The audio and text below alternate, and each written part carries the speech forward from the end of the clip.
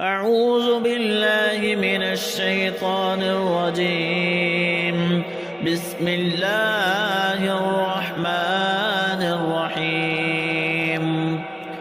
القارعة ما القارعة وما أدراك ما القارعة يوم يكون الناس كالفراش المبثوث وتكون الجبال كالعهن المنفوش فأما من ثقلت موازينه فهو في عيشة راضية وأما من خفت موازينه فأمه هاوية وما أدراك ما هي